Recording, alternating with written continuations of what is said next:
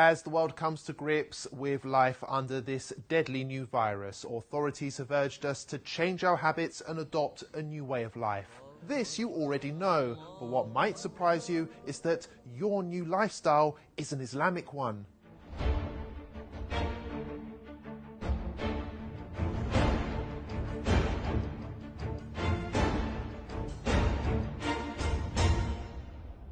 All Muslims believe that the Quran is both a holy text and a guide on how to live a healthy and productive life.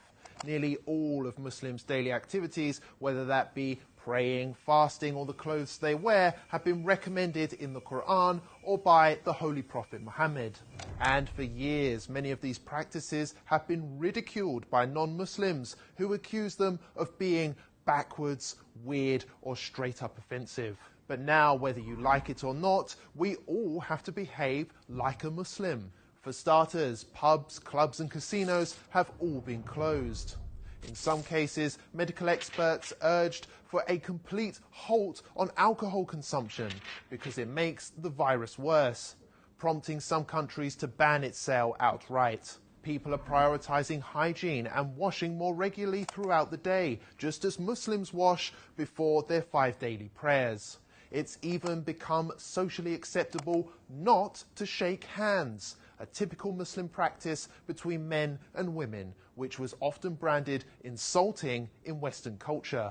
Elsewhere, people are now beginning to cover their hands, hair and face in order to protect oneself in public, including those who at one time or another used to insult Muslim women for choosing to do the same thing.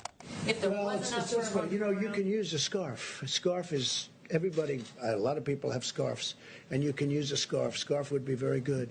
And my feeling is if people want to do it, there's certainly no harm to it.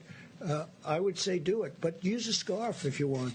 Even Islamophobic governments, which blanket banned the Muslim burqa, can now be seen adopting masks, which makes them look more Muslim than ever before. European countries like Austria have gone as far as to make face covering compulsory by law. And the face veil, covering, has turned out to be so beneficial that London aims to make it compulsory for all in shops and on public transport going forward.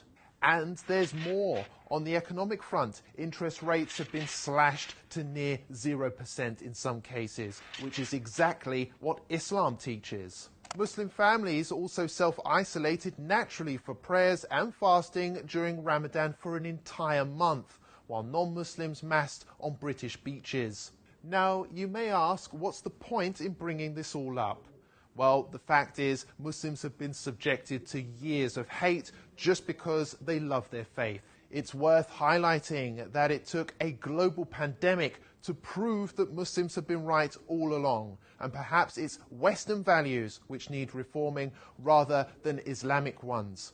Remember that the next time you have something nasty to say about Islam.